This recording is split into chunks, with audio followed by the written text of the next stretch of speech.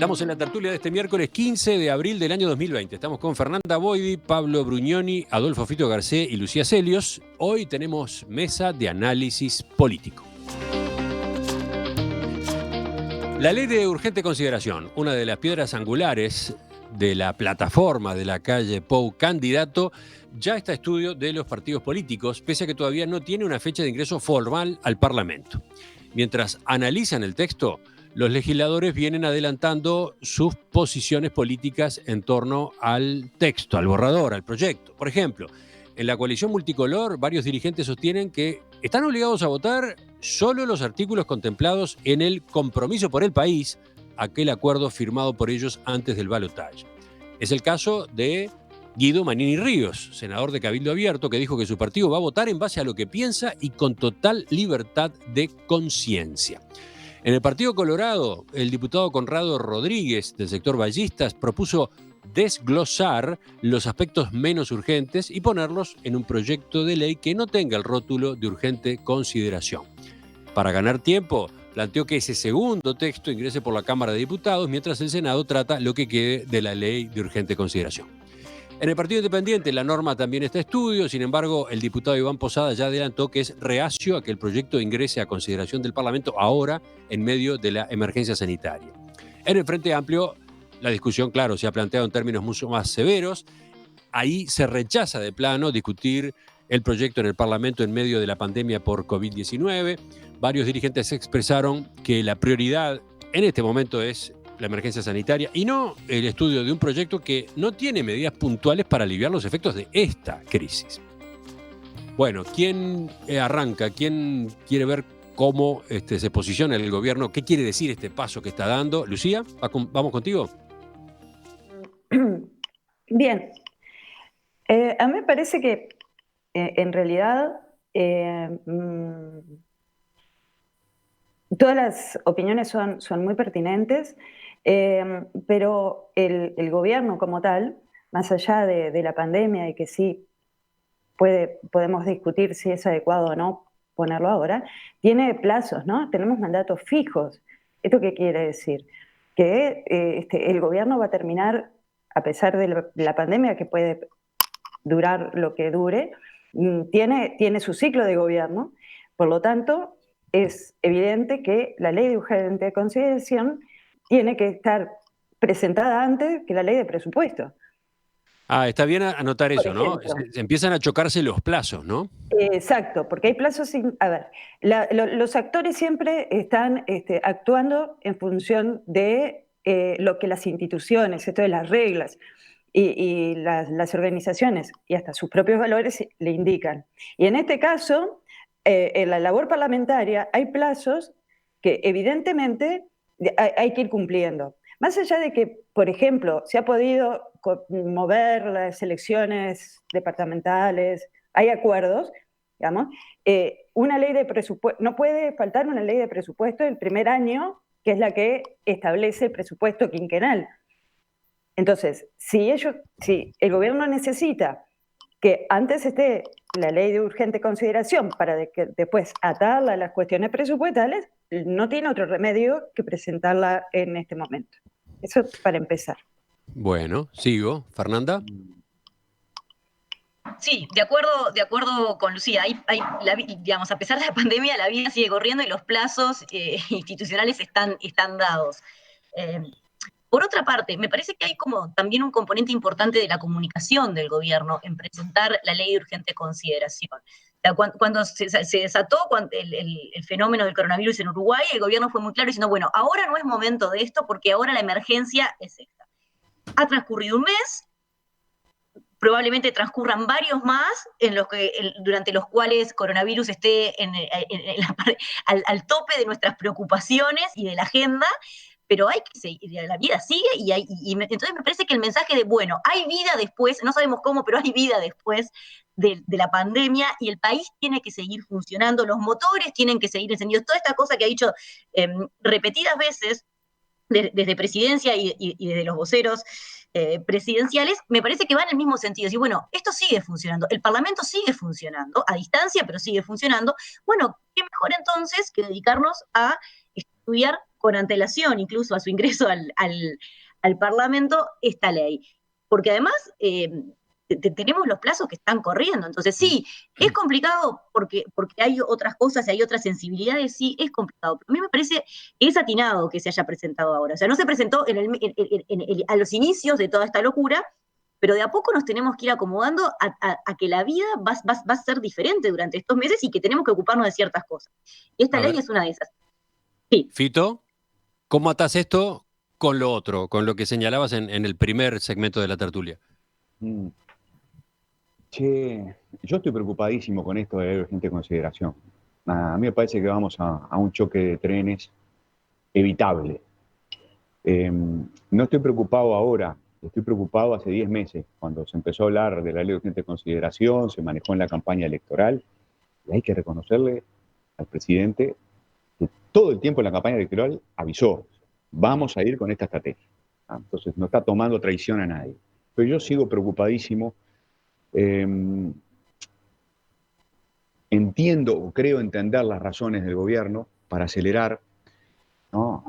A ver, primero que avisó, se comprometió públicamente, sabe que es dificilísimo hacer reformas en este país, la calle Pou lo sabe de sobra, lo saben colorados y blancos, lo sabe el Frente también, todo el mundo sabe que es muy difícil mover el statu quo.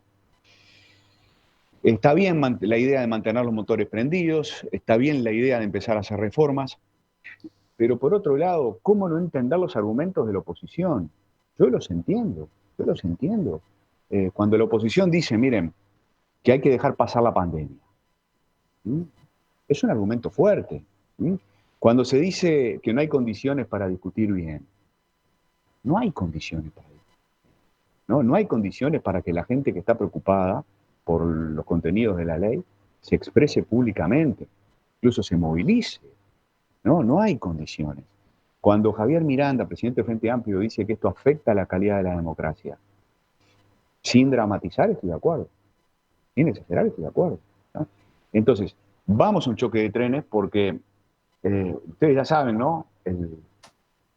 La grieta que se venía se está profundizando, ¿sí?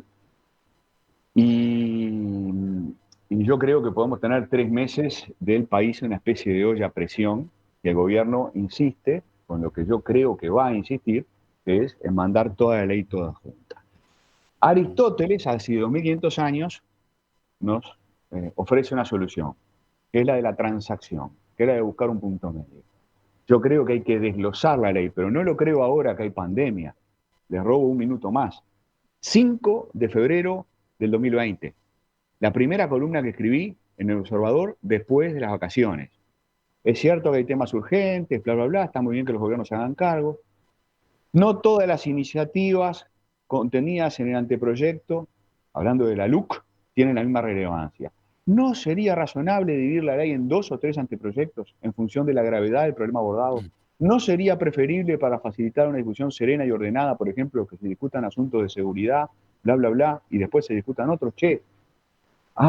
Yo creo que respiraríamos un aire mucho más puro si el gobierno baja un cambio, genera la oportunidad de dialogar con el Frente Amplio y va enviando por partes, ¿no? Por ejemplo, primero los temas de seguridad, que son algo así como la 5ª parte del proyecto, ahora, y va dejando para un poco más adelante los otros asuntos. Yo digo, en aras de la convivencia y de que no se siga expandiendo el virus de la intolerancia y de la grieta. Sabés que ayer el contador Ferrer, en la entrevista que hacíamos con él, agregaba un argumento que hasta ahora yo no había escuchado.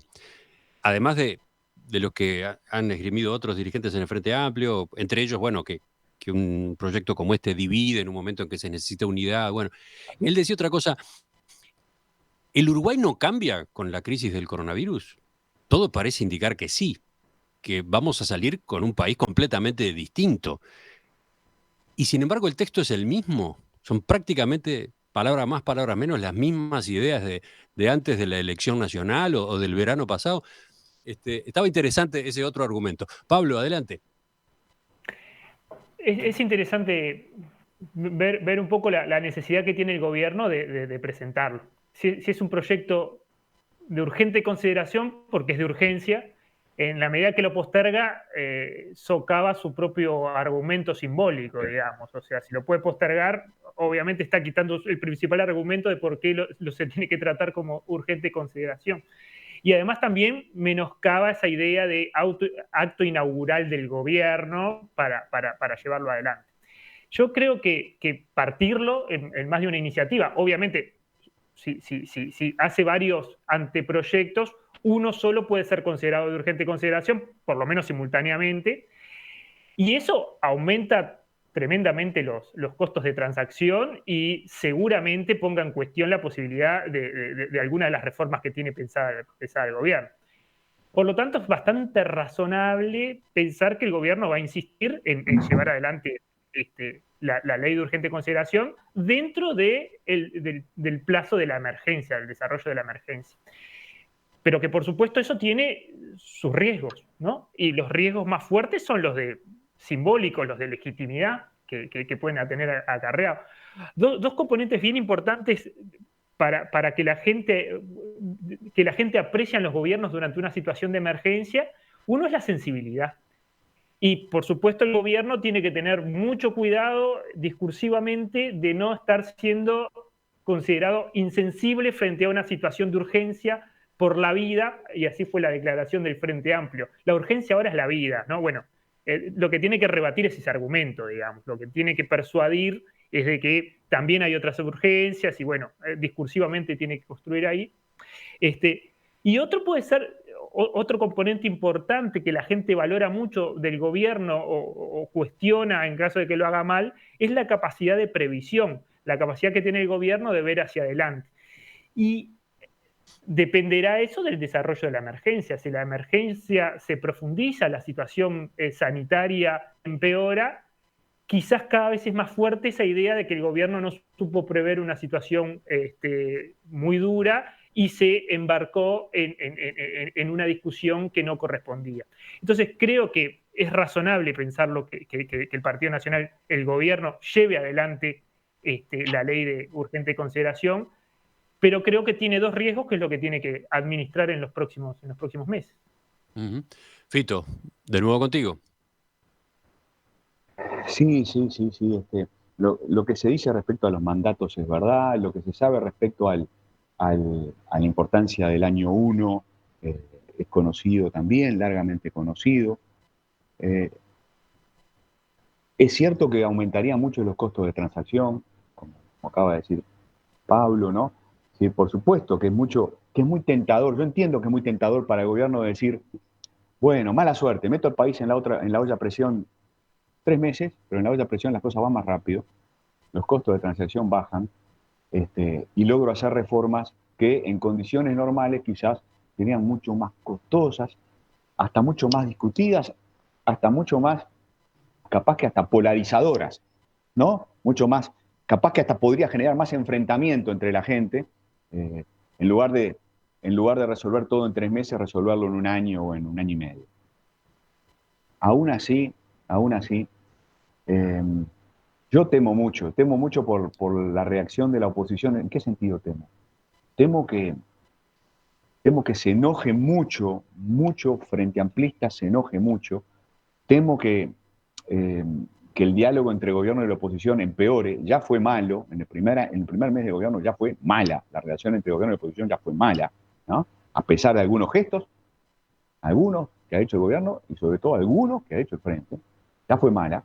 Yo pienso que vamos a tener 3 meses muy malos en la relación gobierno-oposición y creo que ese tipo de enfrentamientos a la larga se pagan. O sea, haces 3 meses las reformas y después tenés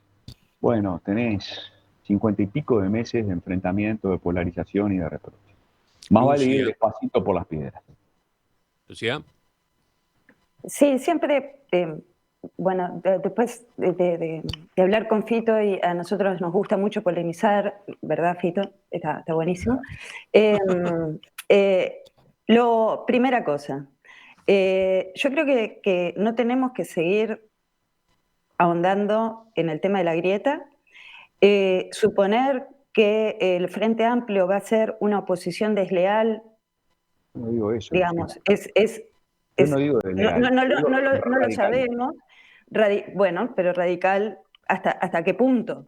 Entonces, Claro. yo también creo que después que el Frente Amplio, a diferencia de cuando era oposición en los 90, digamos, después de transcurrir el gobierno, puede que tenga algunos comportamientos un poco más acordes a lo que ha sido la cultura política de nuestras élites y no tirar la cuerda tanto como para que esta idea de grieta se siga profundizando. Pero en realidad lo que quería decir es cosas que ya habíamos visto sobre la ley, además de los plazos institucionales que yo sigo considerando que es lo que lo marca, es que estas leyes de reforma del primer año de gobierno tienen impulso un poco de lo que decía Pablo, el tema de la legitimidad. O sea, la ola de la luna de miel, que era justamente antes de la tertulia, lo estaba trabajando Emiliano, el alto apoyo al presidente le permite, ¿sí? Le permite o lo habilita, le da la oportunidad de llevar adelante este tipo de reformas. Esos altos apoyos, esa legitimidad en general van a ir decayendo con el tiempo. Y bueno, y además que tiene otra particularidad, que es que tiene una coalición que ya lo habíamos conversado en otras tertulias, pero que tiene que poder atar y, como todos sabemos, en el ciclo político, las coaliciones en el segundo o tercer año de gobierno suelen disolverse porque algunos partidos se van a orientar más hacia los votos y puede llegar a ser más una oposición al gobierno que una colaboración. Lo que me llama la atención un poco sí es que más allá de que están mandando este proyecto, los partidos socios de la coalición podrían tal vez haber colaborado más en la redacción y ya tener algunas discusiones un poco saldadas. Me llama un poco la atención nada más eso. Bueno, Fernanda, por ahí Pablo. ¿Quién va primero? Fernanda. Yo voy. De acuerdo con lo que dice Lucía, tenía acá en mis notas para decir, bueno, la LUC sale si cuenta con el apoyo de la coalición de gobierno. Y no sabemos hasta cuándo ni de qué modo se va a terminar de materializar ese apoyo en el Parlamento. Ya estos días ha habido comentarios, parece claro que no va a salir el articulado sobre la desmonopolización de los combustibles, porque desde el Partido Colorado, desde el Partido Independiente, incluso desde Cabildo Abierto, se ha hablado que no están de acuerdo con eso. Es interesante eso, cómo funciona o cómo está funcionando hasta ahora la coalición de gobierno. Eso de que a cada rato los partidos o los sectores de los partidos están saliendo a marcar posiciones, ¿no? Pero es parte del proceso de negociación. Y entiendo que la decisión del presidente de que la redacción haya sido centralizada y muy concentrada en 2 o 3 personas claves del Partido Nacional, es lo que ha permitido que esto se mueva rápido. Bueno, eso tiene sus ventajas desde el punto de vista de la eficiencia y tiene sus grandes desventajas desde el punto de vista del compromiso y la incorporación de distintas visiones. O sea, podemos estar debatiendo in eternum o podemos presentar esto y ver qué pasa. Y me parece que ese ha sido el camino. Sobre los comentarios de Fito y de Lucía sobre la grieta, es verdad, es posible que esto avive las divisiones, pero, a ver, o que las haga más salientes, son divisiones que ya existían. Y me pregunto, ¿qué tanto puede llegar a enriquecerse el proyecto gubernamental con los aportes del Frente Amplio o de la mayoría del sector del Frente Amplio que están radicalmente en contra de la mayoría de las posturas? Entonces, desde el punto de vista del gobierno, ¿qué ganaría habilitando la discusión o abriendo el proyecto en varios, si al final del día lo que va a pasar es que la ley, si sale, va a salir solo con el apoyo de la coalición? A ver, yo soy una académica enamorada del Parlamento y de la discusión legislativa, pero me parece que tenemos que ser realistas en estas circunstancias. Y un último comentario sobre qué puede pasar. Yo tengo preocupaciones que van en la misma línea de lo del Fito, de hecho lo hemos discutido estos días vía epistolar. Si varios analistas hemos coincidido en que el Frente estaba como un poco perdido durante estas primeras semanas de gobierno, que no se termina de acomodar como la oposición. Bueno, probablemente le llegó lo que necesitaba y es algo a lo cual decirle no. y es la ley de urgente consideración. Probablemente pocas cosas encolumnan tanto el activismo frente amplista como una clara oposición a un proyecto. Lo hemos hablado en más de una tertulia, en más de una ocasión. Bueno, le llegó el momento de ganarse su espacio en la agenda, militar tras eso, que sea bueno para el país, que sea la mejor estrategia de convivencia, serias dudas, pero probablemente sea una estrategia que vamos a ver en los próximos días. Pablo. Respecto al tema de la grieta, solo el comentario de que reivindicar la unidad nacional forma parte del discurso, digamos. Entonces, está en el juego político que la oposición diga que al presentar en este contexto una ley de urgente consideración está confrontando a la unidad nacional, y será parte del gobierno decir que en realidad es quien se opone a un desafío colectivo como el de la emergencia y el de la ley de urgencia y consideración, el que está rompiendo con esa unidad nacional o está originando una grieta. Solamente para cerrar mi intervención nomás, decir que para mí hay dos factores clave que van a afectar el éxito del proyecto de ley. Uno es, por supuesto, el comportamiento de la coalición, cómo van a comportarse los diferentes actores, y otro es la evolución de la epidemia. Es decir, si la epidemia se profundiza, si se sigue profundizando la incertidumbre y aumenta a niveles que tenemos experiencias de otros países que aumentó, realmente la situación sería totalmente distinta de si ocurre lo que también ocurrió en otros países, que fue una curva aplanada y que se sale con relativa calma y se lo pasa sin demasiados sobresaltos. Entonces, creo que el comportamiento de los actores de la coalición y el comportamiento extrapolitológico de la epidemia son dos factores que no sabemos qué va a ocurrir y que van a afectar en gran parte el éxito o el fracaso de esta iniciativa.